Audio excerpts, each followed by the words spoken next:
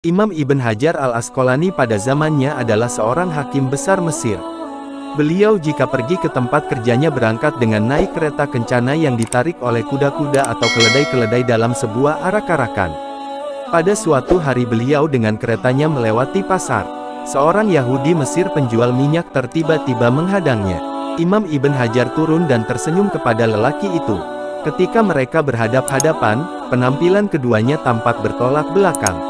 Ibn Hajar terlihat anggun dan megah dengan imamah putihnya yang cerah. Sementara Yahudi penjual minyak itu dekil, compang camping, dan kumal. Bau apak nyaris busuk tercium dari badan dan pakaiannya.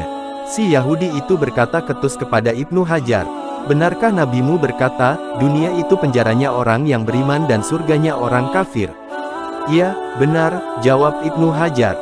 "Namun kenapa engkau sebagai seorang beriman menjadi seorang hakim besar di Mesir, dalam arak-arakan yang mewah, dan dalam kenikmatan seperti ini? Sedang aku yang kafir dalam penderitaan dan kesengsaraan seperti ini," tanya Yahudi.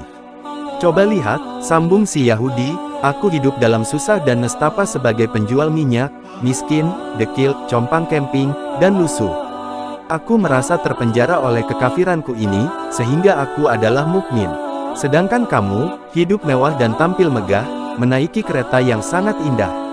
Sungguh, kamu seakan-akan hidup di surga. Maka sesuai hadis tadi, kamu adalah orang kafir." Ibn Hajar menyimak dan mengangguk-angguk dengan senantiasa mengapungkan senyum di bibirnya. "Sudikah jika aku jelaskan padamu makna yang benar dari hadis itu, duhai cucu Yakub?" balas Ibn Hajar. Lelaki itu mengangguk. "Dunia adalah penjara bagi seorang mukmin seperti diriku sebab segala kemewahan yang kunikmati sekarang, sungguh tak ada apa-apanya dibandingkan apa yang Allah sediakan untuk kami di surga. Dunia ini masih menahan langkah kami dengan jarak waktu, menguji keyakinan kami dengan takut, lapar, lelah, kekurangan, kehilangan, kesempitan, dan kesedihan. Adapun di surga, tak ada lagi semua itu, hanya nikmat yang tak berakhir lagi tak membosankan. Sungguh, meski kau melihat kami tampak megah dan mewah, kami sedang terpenjara sebab masih menanti nikmat yang jauh lebih berlipat," papar Ibn Hajar panjang lebar. "Adapun engkau," ujar Ibn Hajar lagi, "seperti yang engkau telah rasakan, hidupmu di dunia memang disesaki kepayahan dan penderitaan. Tetapi ketahuilah, semua nestapa yang mencekikmu itu tiada artinya dibanding apa yang Allah sediakan bagimu kelak di neraka. Saat ini kau masih dapat bernafas lega, makan jika lapar, minum jika haus, juga memiliki anak dan istri. Duniamu yang kau katakan terasa menyiksa, sungguh adalah surga. Tempatmu masih bisa tertawa, berjalan dan berlari, bekerja dan memperoleh gaji. Betapa itu bagaikan surga, dibanding siksa abadi kelak di neraka sejati.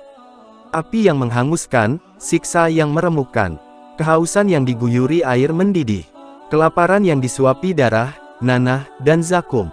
Si Yahudi penjual minyak itu ternganga. Dia menunduk dan tergugu. Ketika mengangkat kepala dengan mata berkaca-kaca, dia berkata lirih, "Asyhadu alla ilaha illallah, wa asyhadu anna Muhammadar Rasulullah." Segera, tanpa mempedulikan pakaiannya yang mungkin terkotori, Imam Ibn Hajar al-Asqalani memeluk si penjual minyak yang kini telah berislam. Selamat datang, saudaraku. Selamat atas hidayah Allah padamu, segala puji-pujian hanya miliknya yang telah menyelamatkanmu dari neraka," sambutnya. Mereka pun berangkulan erat. Hari itu, si penjual minyak dibawa Ibn Hajar ke rumahnya, dididik dan akhirnya menjadi salah seorang muridnya yang ternama.